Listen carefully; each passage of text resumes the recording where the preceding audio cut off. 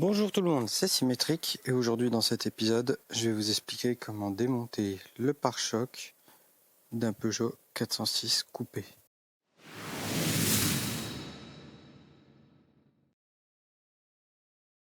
Alors pour ce travail, il vous faudra de l'eau savonneuse, donc du liquide vaisselle et de l'eau suffisent, un chiffon. Alors ça je prends souvent, c'est pour nettoyer par exemple les agrafes ou les têtes de vis, ça aide bien. Les outils pour démonter les agrafes, des allonges qui vont être importantes pour accéder à une des vis du pare-choc sur le côté, des douilles de 10, une douille de 10 quoi, une douille de 7, une clé Allen de 20, les clés à cliquet, et le plus important, les équipements de protection, dont des gants, idéalement en nitrile parce qu'ils se déchirent moins, et des lunettes parce que comme on va travailler sous le véhicule, on peut avoir de la poussière qui va tomber dans les yeux. Voilà. Donc c'est tout ce qu'il vous faut pour démonter le pare-choc d'une 406 coupée. L'étape suivante, c'est de soulever le véhicule. Moi, je l'ai mis sur des rampes. Alors une fois que c'est fait, n'allez pas tout de suite dessous. Vous prenez soin de bouger la voiture, de bien secouer pour être sûr qu'elle ne va pas tomber. Comme moi, vous travaillez au niveau du sol et qu'il y a des graviers ou qu'il n'est pas régulier, une astuce toute simple, c'est de prendre un carton et de le glisser tout simplement au niveau de la zone de travail. Ça va bien aider pour vous déplacer sous le véhicule. Bien, maintenant qu'on est sous le véhicule, on va pouvoir commencer à démonter. Alors sous le véhicule, on a 3 éléments à retirer. Cette plaque ici, elle est normalement fixée à 3 points, celui-ci, celui-ci et celui-ci. Vous remarquerez qu'en démontant ces 2 vis, on débloque aussi des pattes du pare-choc. Moi, il me manque une vis au milieu, mais normalement ici, vous n'avez pas à démonter totalement cette partie-là. C'est juste quelques tours pour pouvoir dégager la pièce en métal qui maintient à cet endroit-là. Alors je ne sais pas si c'est partout pareil, sur tous les coupés. En tout cas, j'ai vu que certains c'était des vis Torx. Moi, c'est du 10. Donc il suffit de retirer ces 2 vis. Je vais le faire hors caméra. Donc on peut dévisser. Alors soyez prudents parce que la plaque tombe direct. Enfin, il y a 2 vis à enlever, mais normalement il y a aussi des vis à l'arrière. Je vais vous montrer où. Au niveau de cette partie du châssis là, il y a des empreintes pour les vis. Des empreintes des écoucages, là il me le manque. Et voilà, on se visse pareil de chaque côté. Parfait, une fois que c'est fait, on peut retirer la plaque. Ah bon, la mienne est pleine d'huile parce que le véhicule perd de l'huile. Donc soyez prudents, vous pouvez recevoir des poussières dans les yeux quand vous démontez ça ou vous prendre de l'huile si jamais vous avez une fuite. Donc les lunettes c'est bien quoi. Voilà, alors une fois qu'on a enlevé cette plaque, on va enlever les triangles en plastique sur le côté. Il y en a 2, un de chaque côté. Ils sont tenus par des vis Torx. En temps normal parce que moi de nouveau, il en manque la moitié. Mais je vais vous indiquer où elles sont. Normalement. Il y en a là. Il y en a a priori 3 là et une là. Donc on va démonter tout ça. Donc une fois que vous aurez enlevé cette partie en plastique, vous aurez accès aux connexions électriques de l'anti-brouillard. Pour les retirer, normalement il faut appuyer et tirer. Mais moi, ma voiture elle a été réparée par des carrossiers peu professionnels. Donc je peux pas le retirer comme ça.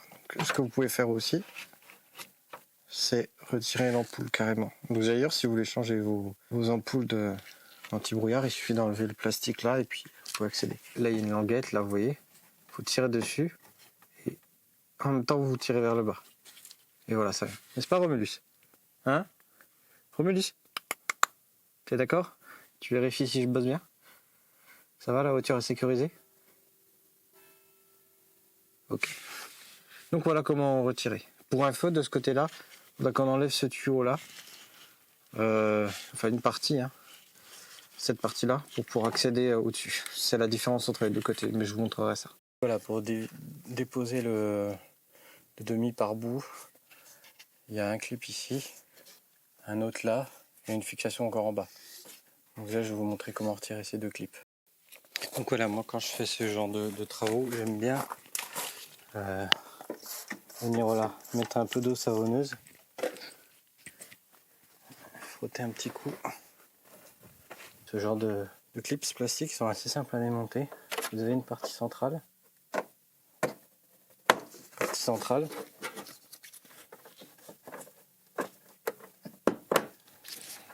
Elle peut même se faire tirer, hein. Voilà, puis une fois que vous tirez dessus, vous voyez, ça permet d'enlever la graffe facilement.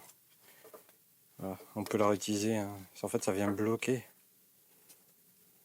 dans le trou en force et on peut la réutiliser. Donc ça, j'aime beaucoup ce genre d'agrafe là.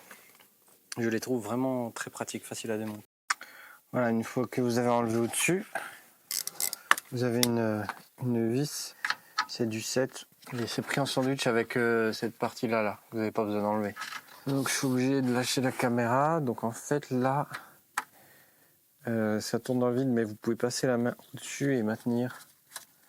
Voilà. Ce qui permet de dégager ça. On descend la partie qu'on veut descendre. Et en attendant, on vient remettre temporairement. Voilà. Enfin. Donc voilà, une fois que ça c'est fait, normalement on peut dégager. Derrière la roue, on a le support. On a les deux faisceaux d'ABR et de capteurs d'usure des plaquettes de frein qui sont clipsés au pare-bout. Des deux côtés, il faudra enlever ces choses-là. Il suffit de tirer dessus. Ce que je vous recommande toujours, c'est de passer un coup d'eau savonneuse avant dessus, histoire de faciliter la glisse. Voilà, comme ça, il faut y aller progressivement. Et hop, une fois que c'est fait, le pare-bout est libéré quasiment. Voilà. Alors toujours faire attention, hein, la poussière qui tombe. Et normalement, j'ai plus rien qui bloque. Alors on dirait que y aurait-il une autre agrafe derrière que je n'ai pas vue. Bon, visiblement on n'a pas le choix de retirer la roue parce qu'il y a une autre agrafe ici. Et donc pour vous montrer, voilà, j'aurais dû enlever la roue depuis le début, mais pour vous montrer, c'est là où se prennent les deux faisceaux. Et voilà, maintenant il vient. Parfait. D'ailleurs, une fois que c'est démonté, vous avez accès à la pompe de liquide de lave-glace. Vous voyez seulement ici,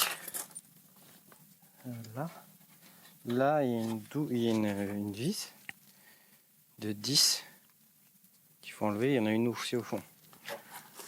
Alors je pourrais vous montrer celle de devant, mais celle du fond, je suis pas sûr que...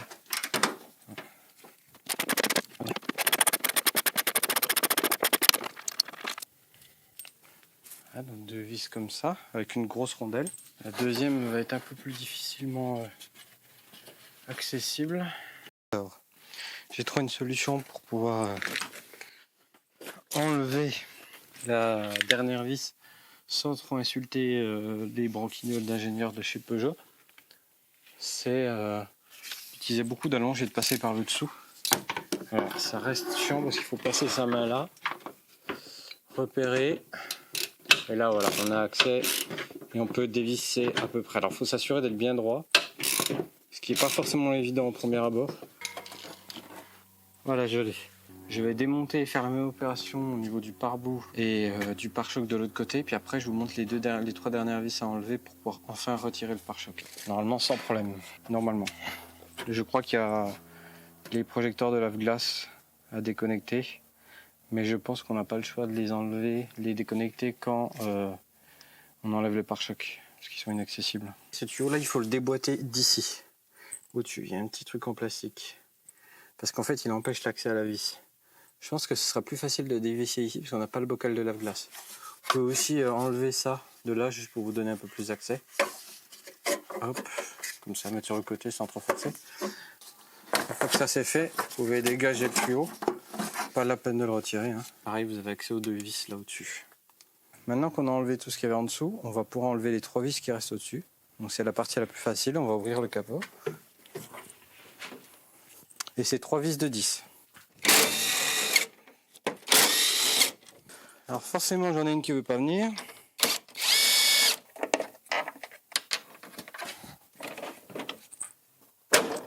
C'est pas censé se passer comme ça. Mais ça partait pas. Bref. Logiquement maintenant on doit pouvoir tirer le pare-choc vers soi.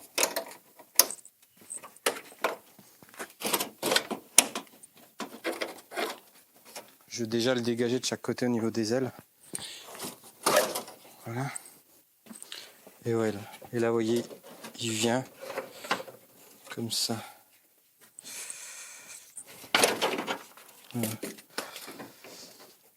J'ai les canalisations de liquide de lave-glace, de lave-phare. Donc ça, j'ai pas l'impression qu'on puisse les enlever avant. Maintenant, ça a l'air quand même... Il y a l'air d'avoir quand même assez de lest. Une fois que c'est posé par terre, on peut maintenant dévisser les projecteurs lave-phare. Donc vous voyez, il y a 2 vis de part et d'autre. Voilà, c'est du Torx 20, comme tout à l'heure pour les 2 triangles en plastique.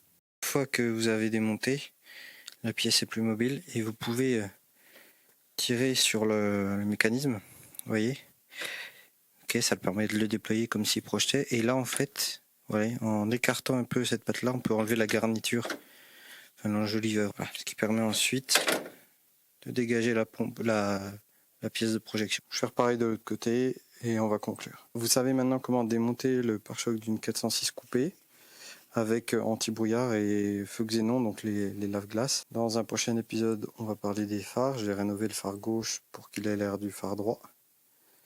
Faire au plus propre possible. Donc il y aura une explication de comment démonter un phare. Certains disent qu'il n'est pas nécessaire de démonter le pare-choc pour démonter les feux. Je suis pas d'accord parce que là c'est beaucoup trop proche. Il faudrait forcer sur le pare-choc et vu comme c'est fragile, j'ai pas envie. Pareil, je pourrais en profiter aussi pour régler les feux proprement parce qu'on voit que ça dépasse bien là. Alors que si on va de l'autre côté, c'est à fleur quoi. Donc voilà, c'était symétrique. Un épisode sur la 406. Ça me permet de faire de l'entretien dessus, d'améliorer des choses sans dépenser trop d'argent. Le J9, je bosse toujours dessus, mais il faut de l'argent et en ce moment, c'est les impôts. Donc voilà. Allez, à plus.